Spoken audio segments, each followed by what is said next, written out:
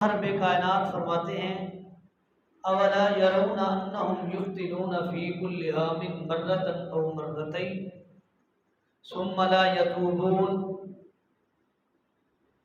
ایک اور مقام پر فرماتے ہیں ظہر الفساد فی البر والبحر بما کسبت ایدی الناس لیذیقہم بعض الذی عملوا لعلہم یرجعون۔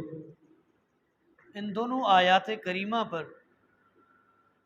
اگر غور کیا جائے،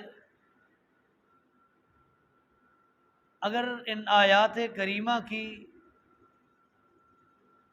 تفسیر کو پڑھا جائے، اگر ان آیات کریمہ کو بنظر تحقیق اس پر بحث اور اس کی تفسیر کو اگر اس کی ورق گردانی کی جائے تو بالکل اللہ رب کائنات نے حالات حاضرہ کا منظر اور نقشہ پیش کیا ہے۔ اللہ فرماتے ہیں کہ یہ حالات کی تبدیلیاں، حالات کا عدل بدل ہو کر آنا،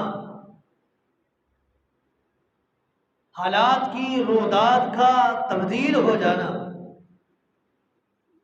مصیبتوں اور پریشانیوں کا ٹوٹ پڑنا، مصائب اور آلام کا یکے بعد دیگرے امت مسلمہ پر اور اولاد آدم پر آن پڑنا، پریشانیاں، بے چینیاں اس قدر ان کا عروج ہو جانا کہ ہر دوسرا شخص پریشانی، بے چینی، بے آرامی، بے سکونی اس کا شکار ہو، معاشرہ بگڑ جائے،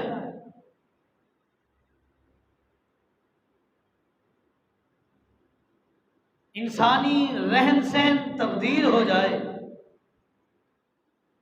انسانیت نقل مکانی پر مجبور ہو جائے،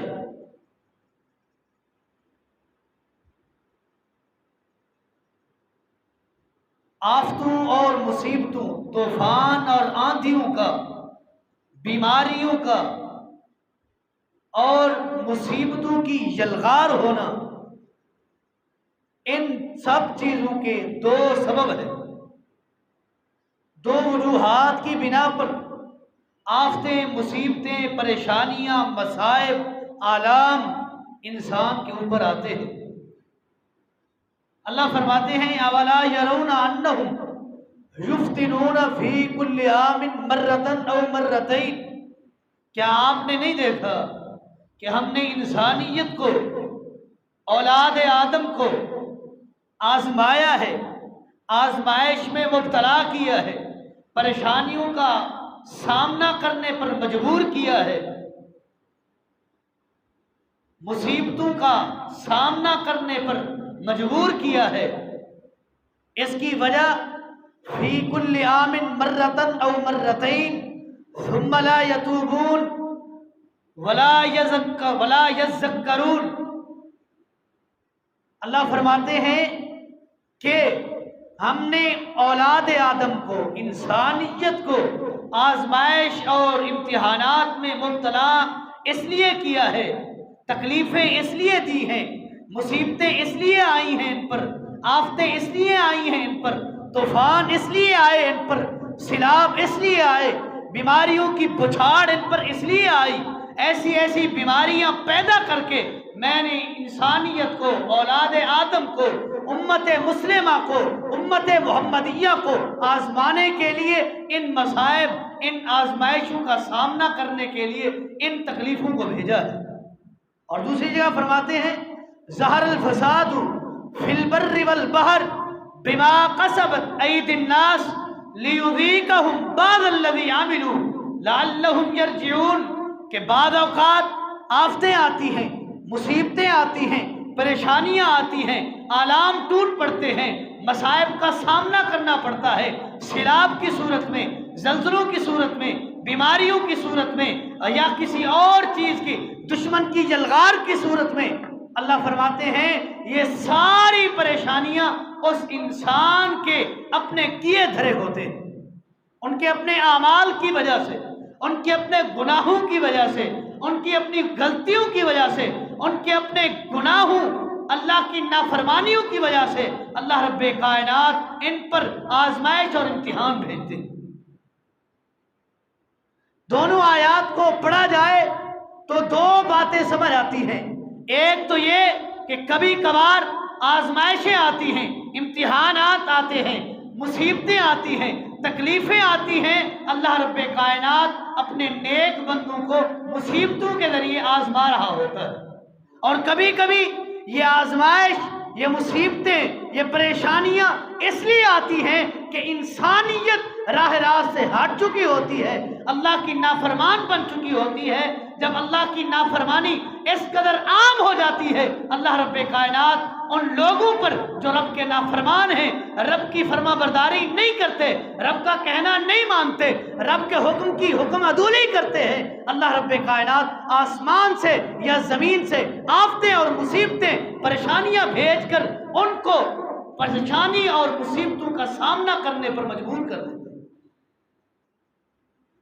یہ مصیبتیں یا تو ہماری آزمائش کا سبب ہیں، یا پھر یہ مصیبتیں ہمارے اوپر ہمارے گناہوں کی شامت بن کر ٹوٹی ہیں۔ آج سے پہلے بھی یہ مصیبتیں پڑی، یہ آفتیں آئیں، دو سبب تھے، دو سبب۔ یا تو امت کے نیکوکاروں کو آزمانے کے لیے رب نے آزمائش میں مبتلا کر دیا، یا پھر امت کے گنہگاروں کو ان کے گناہوں کی سزا دینے کے لیے آفتوں اور مصیبتوں میں مبتلا کر دیا۔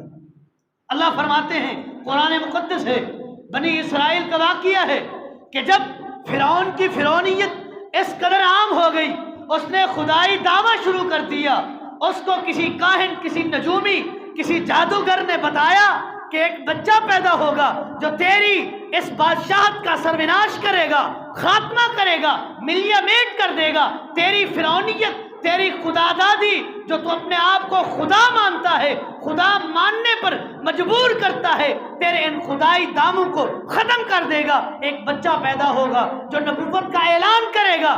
جب یہ بات سنی، فرعون نے حکم جاری کر دیا کہ جو لڑکا پیدا ہو ختم کر دیا جائے، گلا کاٹ دیا جائے، اس کا خاتمہ کر دیا جائے، نہ کوئی باقی بچے گا، نہ کوئی نبوت کا اعلان کرے گا۔ جب کوئی باقی نہیں بچے گا، میرا خدائی دعویٰ ہمیشہ کے لیے قائم و دائم رہے گا۔ اس نے یہ اعلان کیا، حواریوں نے کام شروع کر دیا، جس کے گھر لڑکا پیدا ہوتا ذبح کر دیا جاتا، ذبح کر دیا جاتا۔ اللہ فرماتے ہیں وَيُذَبِّحُونَ أَبْنَاءَكُمْ وَيَسْتَحْيُونَ نِسَاءَكُمْ وَفِي ذَلِكُمْ بَلَاءٌ مِّن رَبِّكُمْ عَظِيمٌ۔ وہ تمہارے لڑکوں کو، تمہارے بچوں کو ذبح کر دیا کرتے تھے، تمہاری بیٹیوں کو، تمہاری لڑکیوں کو زندہ چھوڑ دیتے تھے۔ ذَلِكُمْ بَلَاءٌ مِّن رَبِّكُمْ عَظِيمٌ، یہ تمہارے رب کی طرف سے تمہارے اوپر آزمائش تھی، تم نیک تھے، اللہ کے فرما بردار تھے، موسیٰ علیہ السلام کے امتی تھے، ان کی بات ماننے والے تھے، رب نے تمہارے اوپر آزمائش کی صورت میں یہ چیز بھیجی کہ تمہارے بچوں کو فرعون کے ہاتھوں ذبح کروا دیا۔ یہ آزمائشیں آئیں، یہ امتحانات آئے۔ میرے اپنے دعوے کی پہلی دلیل کہ آزمائشیں کبھی کبھی انسان نیک ہوتا ہے، باوجود نیک ہونے کے اللہ رب کائنات آزمانے کے لیے ان پر مصیبتیں ڈالتا ہے۔ اللہ نے ان پر مصیبتیں بھیجی، نیک تھے، موسیٰ علیہ السلام کا کہنا مانتے تھے، آپ کے امتی تھے، آپ کی نبوت کا اقرار کرتے تھے، آپ کے پیچھے عبادتیں کیا کرتے تھے، آپ کے سامنے آپ کے ساتھ مل کر فرعونیت کا مقابلہ کر رہے تھے، تب بھی میرے رب نے ان کو آزمایا، ان کے بچوں کو ذبح کرا کر، جس قدر رب میرا چاہتا ہے بندوں کو آزماتا ہے۔ بچے ذبح ہوئے، رب کی آزمائش میں پورے اترے۔ پھر وہ وقت بھی آیا کہ موسیٰ علیہ السلام، مفسرین نے لکھا ہے، تفسیر قرطبی والے نے، تفسیر ابن کثیر والے نے لکھا ہے کہ جب موسیٰ علیہ السلام کے پیچھے فرعونی لشکر لگا، موسیٰ علیہ السلام کے ماننے والے 6 لاکھ لوگ تھے، 6 لاکھ، اور فرعونی لشکر 26 لاکھ کا تھا۔ سمندر کے کنارے، دریا کے کنارے پہنچے، دریا میں لکڑی ماری، رب نے ان 6 لاکھ کے لیے راستہ بنا دیا۔ جب وہ کراس کر کے چلے گئے، فرعونی لشکر 26 لاکھ کا جب دریا کے درمیان میں پہنچا، رب نے پانی کو حکم دیا کہ پانی اپنا راستہ ختم کر دے، روانی جاری کر دے۔ پانی کی روانی ہوئی، میرے رب نے ان کو فتنوں میں، آزمائشوں میں، عذاب میں مبتلا کیا۔ جب فرعون سمیت اپنے لشکر کے غرق ہونے لگا، رب کا قرآن اٹھائیے، کہنے لگا آمنت برب موسیٰ و ہارون۔ جب ایک ڈبکی آئی، پانی میں غوطہ کھایا، دماغ ٹھکانے پہ آیا، کہنے لگا آمنت برب موسیٰ و ہارون، آج میں نے اقرار کیا ہے کہ میں ایمان لاتا ہوں موسیٰ اور ہارون کے رب پر۔ اس وقت کا اس کا ایمان اس کے لیے فائدہ مند ثابت نہیں ہوا۔ کیوں؟ رب کی طرف سے عذاب، رب کی طرف سے آفت، رب کی طرف سے مصیبت پہنچ چکی تھی اور اس کا آخری وقت آ چکا تھا۔ رب نے اسے نشان عبرت بنانا تھا اور رب نے بنا دیا۔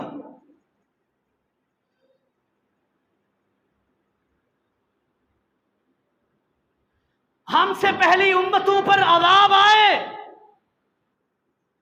عذاب پہ عذاب ٹوٹے، کیا ہم سے زیادہ گنہگار تھے؟ ہم سے زیادہ گنہگار نہیں۔ اللہ کی قسم، جو فعل، جو افعال وہ امتیں کیا کرتی تھی، آج بالکل اسی صورت میں اس امت میں موجود ہے۔ رب نے انہیں آزمایا، عذاب میں مبتلا کر دیا۔ ہمارے اوپر تو محمد کریم علیہ السلام کی دعا ہے کہ رب ہمیں آزما نہیں رہا، وقتاً فوقتاً رب درس دے رہا ہے، سمجھ جاؤ، باز آ جاؤ، رب کی نافرمانی سے اپنے آپ کو محفوظ کر لو۔ وہ بھی تمہاری طرح کے انسان تھے جن کو میں نے ملیا میٹ کر دیا۔ سورہ اعراف ہے، اللہ فرماتے ہیں فَأَرْسَلْنَا عَلَيْهِمُ الطُّوفَانَ وَالْجَرَادَ وَالْقُمَّلَ وَالزَّفَادِعَ وَالدَّمَ وَآيَاتٌ مُفَصَّلَاتٌ فَاسْتَكْبَرُوا وَكَانُوا قَوْمًا مُجْرِمِينَ۔ ایک ایسی باغی قوم، ایک ایسی نافرمان قوم، ایک ایسی قوم، بدبخت قوم آئی جس نے میرے حکم کو چھوڑا، میرے نبی کی دعوت کو چھوڑا، میرے نبی کے احکامات کو پسے پش ڈالا۔ اللہ فرماتے ہیں میں نے ان پر عذاب پہ عذاب بھیجا، ایک نہیں، اللہ رب کائنات نے اس بدبخت قوم پر 5 عذاب نازل کیے، 5 عذاب، اور وقتاً فوقتاً وہ 5 عذاب آتے رہے۔ اللہ فرماتے ہیں فَأَرْسَلْنَا عَلَيْهِمُ الطُّوفَانَ، جب وہ باغی ہوئے، جب میرے نافرمان بنے، جب گنہگار بنے، موسیٰ علیہ السلام نے توبہ کی دعوت دی، استغفار کا حکم دیا، نہیں مانا، سرکشی میں لگے رہے۔ اللہ فرماتے ہیں فَأَرْسَلْنَا عَلَيْهِمُ الطُّوفَانَ، میں نے ان پر طوفان بھیج دیا، سیلاب کی صورت میں، پانی ہی پانی۔ تفسیر اٹھائیے، ابن کثیر، تفسیر قرطبی، مفسرین نے لکھا ہے کہ سیلاب کا پانی ان کو گردن تک آتا تھا، تھوڑا سا نیچے ہوتے سیلاب کے پانی میں غوطے کھانے لگ جاتے۔ اتنا بڑا پانی سیلاب کا رب کی طرف سے عذاب کی صورت میں اس قوم پر آیا۔ جب عذاب میں مبتلا ہوئے، کہنے لگے موسیٰ، اے اللہ کے پیغمبر موسیٰ علیہ السلام، ہمیں ہمارے لیے دعا کرو، اللہ ہمیں اس عذاب سے نجات دے، ہم تمہاری بات مان لیں گے، ہم اپنے افعال کو چھوڑ دیں گے۔ موسیٰ علیہ السلام نے دعا کی، رب نے عذاب کو ختم کر دیا۔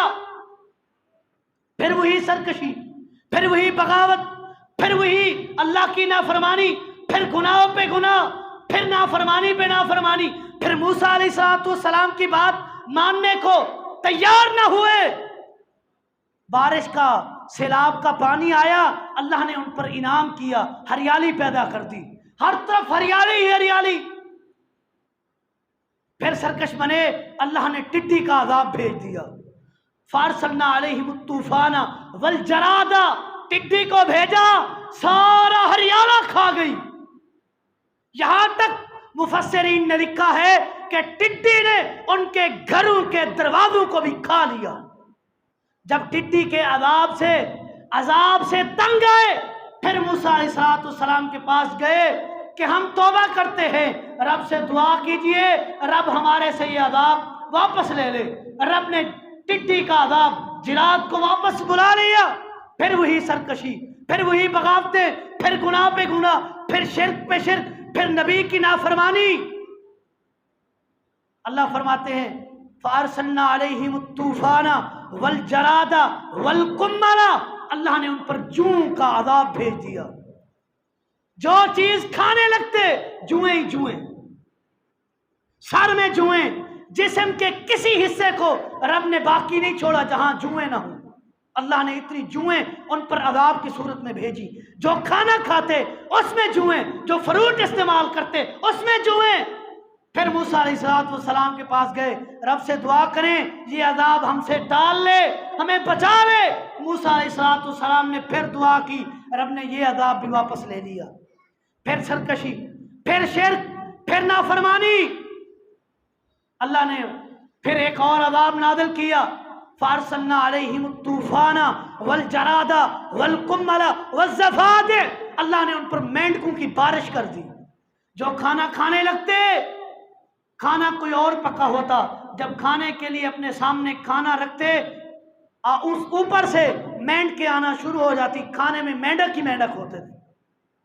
تنگ آ گئے، پھر موسیٰ علیہ السلام کے پاس گئے، دعا کروائی، اللہ نے اس عذاب کو بھی ختم کر دیا، ٹال لیا ان سے، ان کو بچا لیا۔ پھر سرکشی شروع کر دی۔ اللہ فرماتے ہیں وَالدَّمَ، پانچواں عذاب میں نے ان پر خون بھیج دیا۔ خون کیسے؟ کھانے کی کوئی چیز استعمال کرنے لگتے، مفسرین نے لکھا ہے نکسیر کی صورت میں ناک سے خون بہنا شروع ہو جاتا، کوئی چیز کھا نہیں سکتے تھے۔ یہ اللہ نے ان پر عذاب بھیجے بوجہ ان کے گناہوں کی، ان کے سرکشیوں کی، ان کی نافرمانیوں کی، ان کے گناہوں کی، ان کی نافرمانیوں کی وجہ سے اللہ نے 5 عذاب بھیجے۔ اللہ فرماتے ہیں آیات مفصلات فاستکبروا وقالوا قوما مجرمین، یہ نشانیاں ہیں، اور یہ نشانیاں کوئی اشارتاً نہیں، اللہ فرماتے ہیں تفصیلاً میں نے نشانیاں بھیج دی ہیں۔ جو لوگ تکبر کرتے ہیں وہ لوگ بھی متکبر تھے، اور جو تکبر کرتے ہیں کانوا قوم مجرمین، وہ مجرم قوم ہوتی ہے۔ ایک اور قوم کی باری آئی، انہوں نے بھی سرکشی کی، اللہ کی بغاوت کی، اللہ کی نافرمانی کی۔ اللہ رب کائنات نے کون سی قوم، انکم لتاتون الرجال شہوۃ من دون النساء، عورتوں کی بجائے مردوں کی طرف شہوت کے لیے آیا کرتے تھے۔ لوط علیہ السلام کی قوم جب اس جرم میں ملوث ہوئی، رب نے پکڑ لیا۔ تفسیر ابن کثیر، تفسیر قرطبی اٹھائیے، مفسرین نے لکھا ہے اللہ نے جب پکڑا، جہاں وہ رہتے تھے ساری کی ساری بستیوں کی زمین، 7 زمینوں کو رب نے فرشتوں کے ذریعے اوپر اٹھایا، پوری مخلوقات جو زمین پر رہتی تھی اوپر اٹھا دیا۔ مفسرین نے لکھا ہے کہ اتنا اوپر اٹھایا، ان کے کتے بھونکتے تھے، اور ان کے کتوں کے بھونکنے کی آواز پہلے آسمان پر جایا کرتی تھی۔ پھر رب نے اسی زمین کو الٹا کیا، الٹا دیا، اور دے مارا زمین پر، زمین باس ہو گئی، گڑھے بن گئے۔ پھر اسی زمین سے، زمین میں جس زمین میں وہ چلے گئے تھے وہاں پانی آ گیا، پانی بھی بھیج دیا، زمین میں گاڑ بھی دیا۔ یہاں تک بس نہیں، باغی تھے، سرکش تھے، گنہگار تھے، اللہ کے نافرمان تھے، اپنے رسولوں کے نافرمان تھے، جن کو اللہ نے ان کی طرف پیغام پر بنا کر بھیجا، ان کی بات نہیں مانتے تھے۔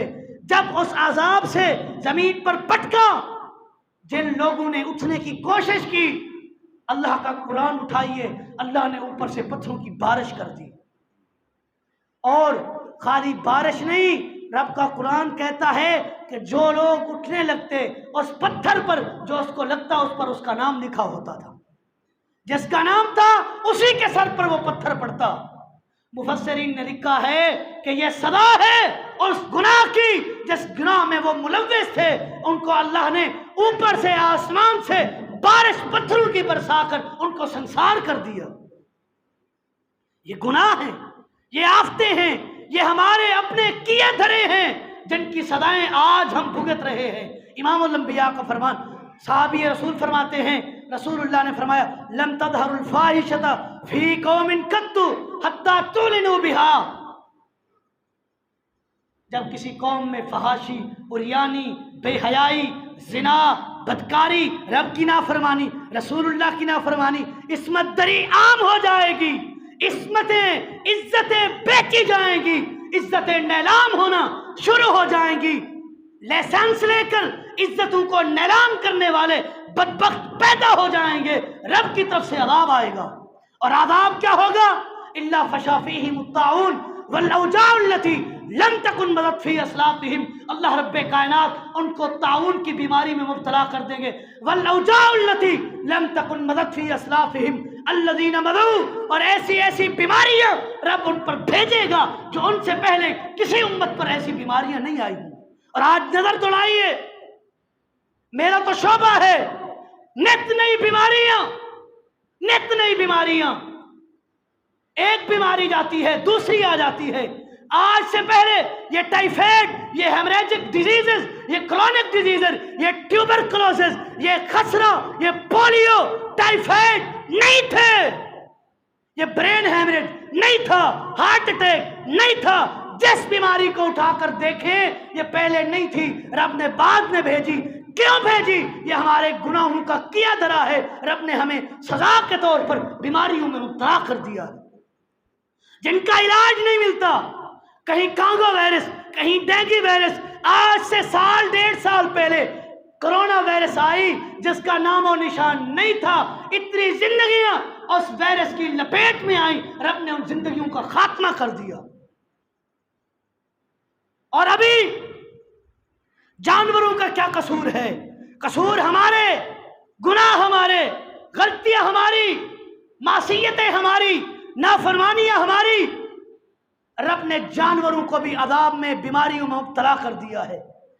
یہ لمپی سکن بیماری جو جانوروں میں آئی ہے، کئی ارب کا نقصان ہوا ہے، کئی ارب کا۔ اسی پاکستان میں ایک تخمینہ لگانے والے نے لگایا ہے کہ جنوبی پنجاب میں جو جانور لمپی سکن سے مرے ہیں تقریباً ان کا تخمینہ 9 ارب ہے۔ جانوروں کا کیا قصور ہے؟ جانور رب کے نافرمان نہیں ہیں، نافرمان ہم ہیں، ہماری وجہ سے رب ہمیں عذاب میں مبتلا کر رہا ہے۔ اور ابھی سیلاب فیس کر رہے ہیں، بہت سارے پاکستان کے ایریاز سیلاب کی زد میں آ چکے ہیں، پانی کی لپیٹ میں، کھانے کو ترس رہے ہیں، پینے کو ترس رہے ہیں، سونے کو ترس رہے ہیں، چھت نہیں ہے، دھوپ سے بچاؤ کے لیے چھت نہیں ہے۔ یہاں تک ہمارے لیے لمحہ فکریہ ہے، ہم نے محرم گزارا، ہماری یہ سوچ تھی کہ بارشیں آئی ہیں، ابھی بھی بارشیں ہیں، کہ ہمارے دادے پردادے، ہمارے باپ، ہمارے بچے جو فوت ہو چکے ہیں ان کی قبروں میں دراڑیں پڑ چکی ہوں گی، قبریں بیٹھ چکی ہوں گی، ان کو دوبارہ بنانا ہے۔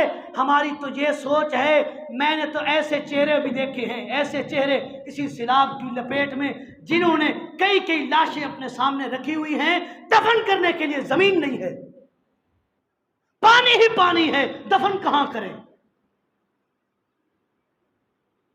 اللہ فرماتے ہیں کہ جب عذاب آتا ہے، جب نافرمانیاں عام ہوتی ہیں، سریکی دی مثال ہے، سینی نال سکی بھی رل رہی ہے، جس کا گناہ ہو یا نہ ہو رب سب کو برابر میں اس عذاب میں، اس سزا میں مبتلا کر دیتا ہے۔ یہ نہیں ہمارا گناہ نہیں، ہم سیلاب سے بچے ہوئے ہیں، یہ راجن پور، ڈی جی خان، سوات، کالام، یہ جن ایریوں میں سندھ کے باقی سارے علاقوں میں سیلاب آیا ہوا ہے ان کے گناہ ہے، ہم نیک ہیں، نہیں۔ اللہ نے ان کو عذاب میں مبتلا کر کے ہمیں درس دیا ہے اپنے آپ کو رب کی نافرمانی سے، رسول اللہ کی نافرمانی سے، شرک سے، بدعت سے اپنے آپ کو بچا لو، وگرنہ وہی رب ہے جو وہاں سیلاب بھیج سکتا ہے۔ ہم کس کھیت کی مولی ہیں، ہمیں کیسے بچا دے گا؟ ہمارے اوپر بھی یہ عذاب آ سکتا ہے۔ یہ میرے اور آپ کے لیے لمحہ فکریہ ہے۔ اپنے آپ کو استغفار پر لگائیں، معافیاں مانگے، توبہ کریں۔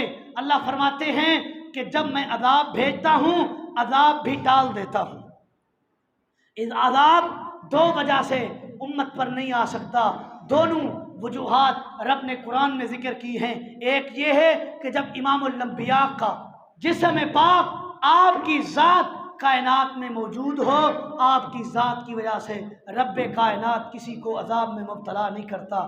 آج تو آپ کی ذات پاک دنیا میں موجود نہیں، اللہ فرماتے ہیں ایک اور سبب بھی ہے جس کی وجہ سے میں عذاب نہیں بھیجتا، وہ یہ ہے کہ جب قوم متحد ہو کر مجھ سے معافی مانگنا شروع کر دیتی ہے، میں ایسی قوم کو بھی عذاب سے نجات دے دیتا ہوں۔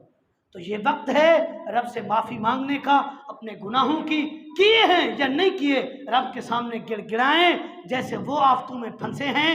ہو سکتا ہے کبھی ہمارے اوپر بھی آفت آ جائے، ان آفتوں کے آنے سے پہلے رب سے اپنے گناہوں کی معافی مانگ لیں۔ اللہ رب کائنات سے دعا ہے جو کچھ سنایا اس پر عمل کرنے کی توفیق عطا فرمائے۔ ھذا ما عندی واللہ اعلم بالصواب وما توفیقی الا باللہ۔